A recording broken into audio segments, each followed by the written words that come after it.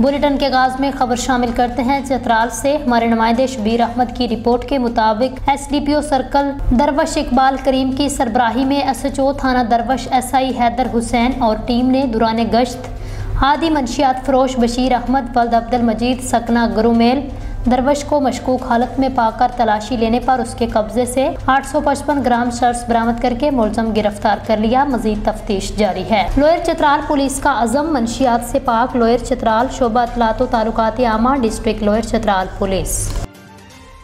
फैसलाबाद से खबर आपको दें। राना आमिर जावेद की रिपोर्ट के मुताबिक SHO थाना सरगोदा रोड राय मोहम्मद आसफ ने अपनी टीम राना साजिद ASI के हमरा साजन गैंग असलहा समेत गिरफ्तार करके 5 लाख रुपए ज़्यादा का माल मसरूका बरामद। तफसीलात के मुताबिक DIG कामरान आदल की खसूसी हिदायत पर SHO थाना सरगोदा रोड रायास अपनी टीम राना साजिद ASI के हमरा डकैती राहजनी की वारदातों में मुलव्वस गैंग के 3 अरकान सरगना समेत गिरफ्तार कर लिया। मुलजमान के कब्जे से कुल मालियती 5 लाख रुपए से ज़ायद का माल मसरूका बरामद, जिसमें नकदी, मोबाइल फोन्स, बकरे और असलहा बरामद। मुलजमान ने दौरान तफ्तीश इलाका थाना सरगोदा रोड के मुख्तलिफ इलाकों में वारदातों का इंकशाफ किया। मजीद तफ्तीश जारी है।